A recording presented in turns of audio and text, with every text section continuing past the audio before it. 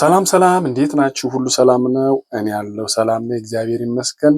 ዛሬ ደግሞ ላሳያችሁ የመጣሁት ብቸኛ ትንትን ትልቁን የጋራ አካፋይና ትንሹን የጋራ ብዜት ለመፈለግ ነው። ያ ማለትም ትጋና ትጋብ ልፈልግላችሁ ነው የመጣሁት። ስለዚህ የ48 እና የ36ን ትንሹ የጋራ ብዜትና ትልቁ የጋራ አካፋይ እንዴት መፈለግ እንደምንችል በሁለት መንገድ አሳያችኋለሁ። እሺ፣ መጀመሪያ ቻናሉን ሳብስክራይብ አድርጉ። ከዚያ ቀጥሎ ደግሞ ቪዲዮ ላይክ በማድረግ መጀመር ትችላላችሁ። እንግዲህ ዛሬ ለእነዚህን ስሰራ በደንብ በሁለት መንገድ አሳያችኋለሁ። ለምሳሌ የ48ን አካፋዮች እንዘረዝራለን ማለት ነው። መጀመሪያ 48 አካፋዮቹ አንድ አካፋዩ ነው፣ ሁለት አካፋዩ ነው፣ ሶስትም አካፋዩ ነው፣ አራት አካፋዩ ነው። 4 ጊዜ 12 48 ስለሆነ ከዛ 5 አይደለም 6 አካፋዩ ነው፣ 7 አይደለም 8 አካፋዩ ነው። እንደገና 9 አካፋዩ አይደለም፣ 10ም አይደለም፣ 11ም አይደለም፣ 12 አካፋዩ ነው። 12 እዛ በኋላ 24 አካፋዩ ነው። ከዛ እንደገና ራሱ 48 ነው የሚሆን ማለት ነው። የማን የ48 በዚህ ምን ሄዳለን። እሺ፣ ከዛ ቀጥሎ ደግሞ የ36ን አካፋዮች ደግሞ ልዘርዝርላችሁ።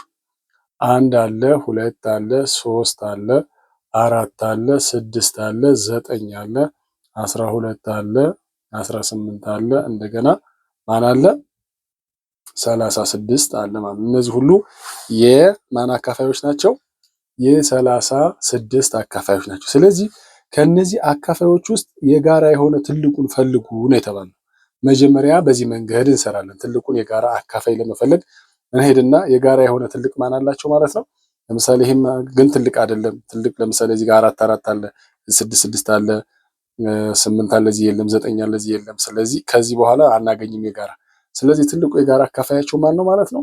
12 ማለት ነው። ስለዚህ ትጋአችን ስንት ነው? ትጋአ ማለት የሁለቱ 12 ነው ማለት ነው። በፎርሙላስ እንዴት እንሰራዋለን የሚለውን ላሳያቸው። ይሄ እንግዲህ ዘርዝረን የምንሰራው ሲሆን በፎርሙላ ደግሞ በሌላ መንገድ መስራት እንችላለን።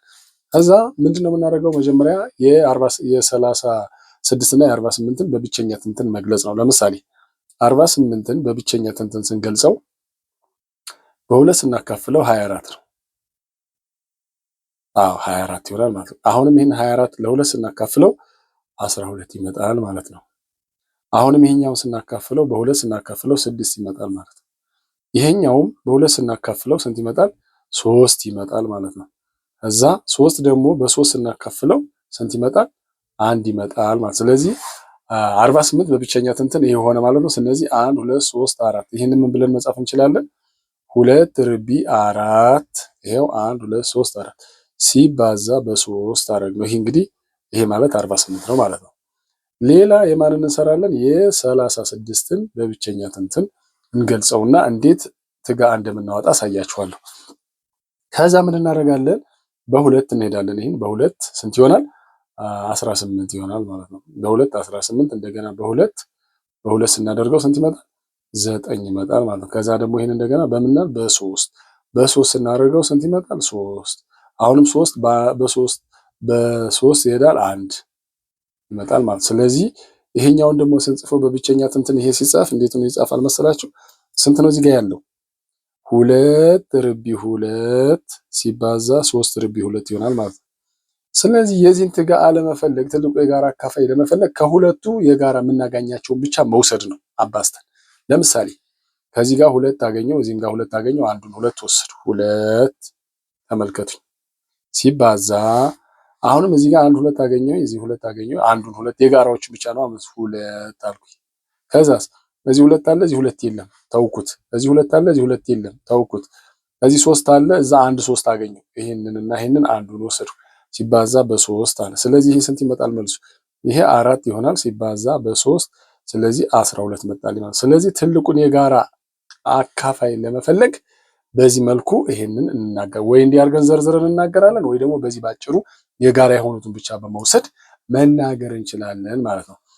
ትንሹ የጋራ ብዜት ደግሞ የሚሆኑትን የነዚህን እንዴት እንደምንፈልግ ላሳያችሁ። እንደዚህ ዘርዝረን ብዜታቸውን ብንሄድ ለምሳሌ የዚህ 48 96 እያልን ነው እዚያ በላይ ያሉትን ቁጥሮች እየዘረዘርን ምን። ነገር ግን ያኛው አድካሚ ስለሚሆን በአጭር በፎርሙላ ላሳያችሁ። የዚህ ደግሞ የትጋብ ስንፈልግ ደግሞ ትንሹ ትጋብ ስንፈልግ ወይም ምን ማለት ነው? ኤልሲኤም ሊስት ኮመን መልቲፕል ማለት ነው በእንግሊዘኛ። ይህንን ስንሰራ ደግሞ ምን መሰላችሁ ማድረግ የጋራዎችን ወስጄ ጨርስና ከዚህ የሰራነው የጋራውን ወስድና የቀሩትን እንዳል ሁሉንም ማባዛት ማለት ነው። ተመልከቱ የጋራ ይህንን ወሰድኩኝ። ስለዚህ ይህ ስንት መጣልኝ? 12 መጣ። ከዛስ ሲባዛ በሁለቱ በቀሪዎቹ ለምሳሌ በሁለቱ በቀሪዎቹ ያልነካዋቸው የትኞቹ ናቸው? ይሄኛው ቀሪ ነው። ይሄንን ወሰድኩ በ3 አበዛው። ከዚያስ እዚህም አሉኝ የቀሩ በዚህ ወሰድኩ በ2 አበዛው። ሲባዛ እዚህስ በ2 ስለዚህ 12 ሲባዛ በ3 ሲባዛ በ4 ይሄ 4 ስለሚሆን ማለት ነው። ከዛስ ይሄ 36 ይሆናል። 36 ሲባዛ በ4 የዚህ መልስ ስንት ነው? 4 ጊዜ 6 ስንት ነው? 24 2 አለኝ 4 ጊዜ 3 12 እዚያች 2 ጋር 14 ስለዚህ የነዚህ ትጋባቸው ትንሹ የጋራ ብዜታቸው ስንት ነው ማለት ነው? 144 ስለዚህ ትጋብ ስንት ነው ማለት ነው? 144 ነው ማለት ነው። ስለዚህ እንደዚህ አድርገን በቀላሉ መስራት እንችላለን። እናንተም መለማመድ ትችላላችሁ። ልከልስላችሁ አንድ በዚህ ዘርዝረን ትልቁን የጋራ የሆነውን እንፈልጋለን። ከዚህ በኋላ ትልቅ የጋራ ስለሌላቸው ይህን መረጥኩኝ። ሁለተኛ ደግሞ ስለዚህ 12 ነው ብዬ ወሰድኩኝ። ሁለተኛ ደግሞ በአብዢ ዛፍን ተነትንና በትንትን ትጋአን ለመፈለግ የጋራ የሆኑትን ብቻ አንዱን መርጦ ማባዛት። ለምሳሌ 2 ሲባዛ በ2 4 ሲባዛ በ3 ነው ያደረኩት። ለምን እዛም ስላሉ የጋራ አንዱን ብቻ ወስጄ 12 አመጣሁት። ይሄው 12 አመጣሁት። ከዛ በኋላ ትጋብውን ግን ለመፈለግ ትንሹ የጋራ ብዜት ለመፈለግ ትጋአውን እንወስድና በቀሩት ማብዛት ነው። የቀሩ ማን ነበሩ? እዚህ ይሄ ቀርቶ ነበር። ከዚህ ደግሞ ይሄን አይቀርተው ነበር። ስለዚህ ትጋአውን በቀሩት ኤሌመንቶች ማብዛት ማለት ነው። ስለዚህ እናንተ በቀላሉ ይሄን ብትሞክሩት በቀላሉ መስራት ትችላላችሁ። ከዚህ በኋላ ብዙ ጥያቄዎች ሊሰጣችሁ ይችላሉ፣ መስራት ትችላላችሁ። ለምሳሌ የሚሰራ ሰው ካለ እዚህ ጋር የ60ንና የ80ን የሚሰራል ጥያቄ ምልክት የ60ንና የ80ን ትጋአና ትጋብ ፈልጉ ብትባሉ እንዴት አድርጋችሁ ትሰራላችሁ ማለት ነው። ለነበረን ቆይታ ከልብ አመሰግናለሁ። በሌላ ቪዲዮ እመለሳለሁኝ።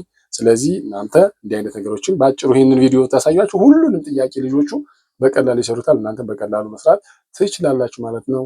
ሰላም ሁኑ፣ ክበሩልኝ። ቻናሉን ሰብስክራይብ አድርጉ፣ ላይክ አድርጉ። የተለያዩ አስተማሪ ቪዲዮዎችን ለቃለሁ። ይመቻችሁ።